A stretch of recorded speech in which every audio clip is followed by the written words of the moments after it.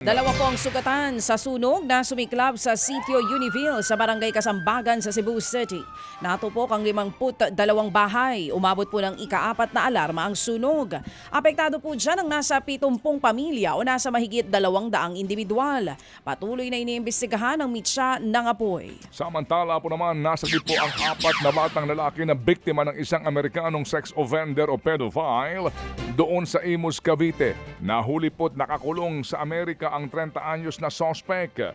Nakuha sa kanya ang mga malalaswang video at larawan ng mga bata na edad 10 hanggang 14 na taong gulang lamang. Natunto ng mga biktima sa tulong at koordinasyon ng US Federal Bureau of Investigation o FBI.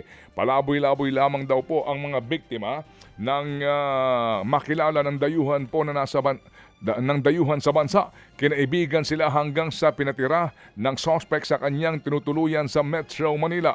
Dito nga raw po na inengganyo ng dayuhan ang mga bata na maghubad sa harapan ng kamera kapalit po ng pera. Nasa pangangalaga ngayon ng DSWD ang mga biktima na sasailalim sa intervention at counseling dahil sa posibleng trauma. Samantala na food poison daw ang higit 100 estudyante sa feeding program sa Pampanga.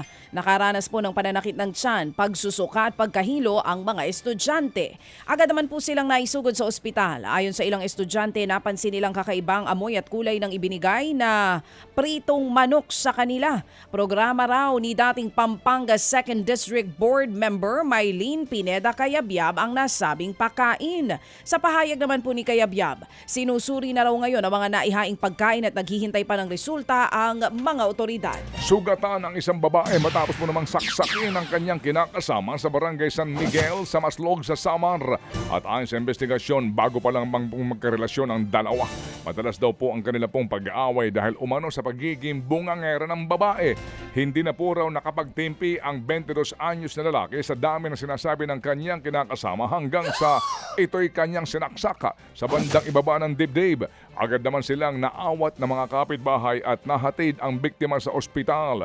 Maharap po ang suspect sa reklamong frustrated murder at posibleng maharap din sa reklamong paglabag sa Anti-Violence Against Women and Their Children Act. Buwis buhay naman po na itinatawid ng mga estudyante ang isang ilog makapasok lamang sa eskwela sa Glan sa Sarangani. Malakas na agos ng ilog ang kailangang tawirin ng mga estudyante. Sa mga araw na walang ulan, may ilang bangkero na nagtatawid sa mga bata gamit po ang balsa. Pero kapag umulan sa bundok, hindi na daw ito kinakaya. Nanawagan naman ng mga guro na mapagawa na ng tulay ang nasabing lugar para hindi malagay sa alanganin ang mga estudyante. May mga ginagawa na daw kalsada ang lokal na pamahalaan pero mukhang matatagalan bago pa matapos ito. Mga kapatid, para sa iba pang mga balita at impormasyon, sundan niyo po kami sa X, Instagram, Facebook at syempre sa TikTok, True Network PH. Mag-subscribe din po kayo sa aming YouTube channel, True Network. May website din po tayo, truenetwork.ph, at pwede nyo rin po kaming mapanood sa Channel 19 ng aming True FM TV. Lagi pa rin makinig sa radyo dito po sa 105.9 True FM dahil dito, lagi po sa'yo, kapatid. Ito tayo sa totoo, tunay at tapat.